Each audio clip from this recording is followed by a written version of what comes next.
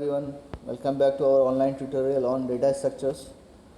Today we are going to see last sorting method, that is quick sort.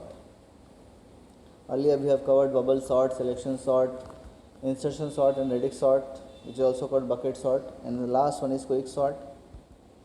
Quick sort is a fast sorting algorithm which is used to sort a list of elements. This algorithm attempts to separate the list of elements into two parts and then sort each part recursively. That means it uses divide and conquer strategy. The partition of the list is performed based on the element called pivot element. You may pronounce it pivot, but the correct is pivot element. Here pivot element is one of the element in the list. The list is divided into two partitions such as all elements to the left of pivot are smaller than the pivot and all elements to the right of pivot are greater than or equal to the pivot element. Again I am repeating this point because this is the main logic of quick sort. So first we select one element which we call it pivot element. Then that element is placed at its final position such that all elements to the left of pivot element are lesser than pivot element and all elements to the right are greater or equal to the pivot element. Time complexity is of n log n for best and average case and of n square for worst case. Now we will see the algorithm. What algorithm says, first we will consider the first element of the list as pivot. Generally we consider first element of the list as pivot element. Step number 2, we are defining two variables I and j. Set I and j to first and last element of the list respectively. I will point to first element and j will point to last element of the list, or say we can say array for our examples. Step number 3, increment I until list of I is greater than a pivot, then stop.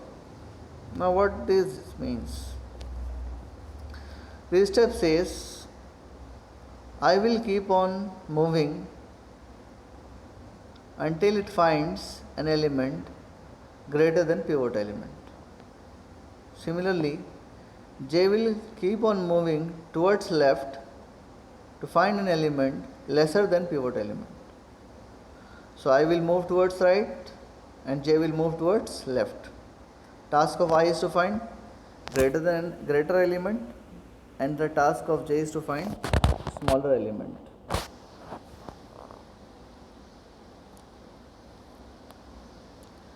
If I is less than j, if I is less than j means if such condition is satisfied.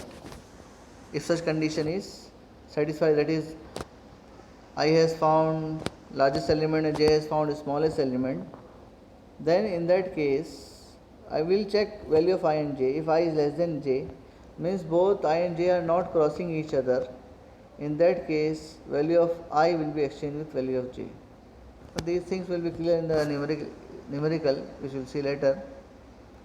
In step number 6, we have to repeat all this process until I is greater than equal to j. If I is greater than equal to j, that is if I is crossing or meeting each other, if they are crossing or meeting each other, then exchange the pivot element with list of j element. So the above steps are repeated for each resulted subarrays, which we will see right just now. Now we will see this example. Whatever we have discussed right now was very theoretical and it is very difficult to understand until we solve some example. So in this example, data given is 5381467. So I have considered 5 as my pivot element. So left or in diagram I have written left. In program we can write left or I, whatever. In algo I have used I for left and j for right. You can take whatever variable name you want. Now compare 3 with 5. So 3 is smaller, which I don't want. The task of left or I is to find element greater than pivot element. So it will keep on moving. Similarly, task of right pointer, that is jth pointer, is to find a smaller element. So 7 is not smaller than 5. So both will move in the direction. I will move towards right, means left will move towards right and right will move towards left. So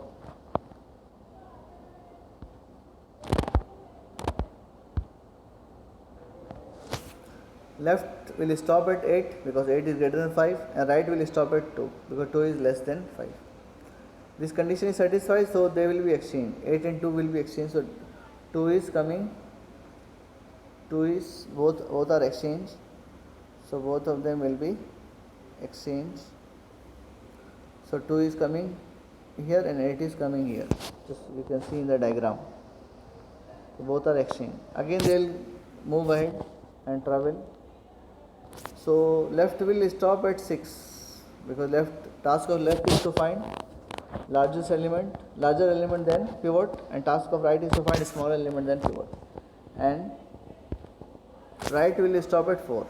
Now one point which we have to observe here, left and right, they have crossed each other. Means left and right, both of them have crossed each other. In this case, left pointer is greater than right pointer. So what logic says, will swap content of right pointer with pivot element. Content of right pointer with pivot element. So 5 will come here and 4 will come in place of pivot element. So now our element 5 is placed at its final position such that all elements to the left are smaller than pivot element and all towards right are greater than pivot element. This we can see in the diagram. Next point. So now my problem is divided into two parts. Again we will apply our quick sort on this and quick sort on this recursively. So this algo uses divide and conquer approach.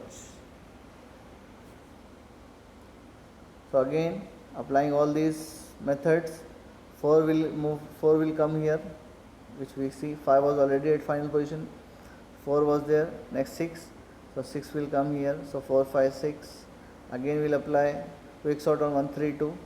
So finally after applying quick sort on all each subarrays, we will get a sorted data as 1, 2, 3, 4, 5, 6, 7, 8. I hope this is clear to you. If you have any doubt, you can contact me. Further numericals will be sent to you.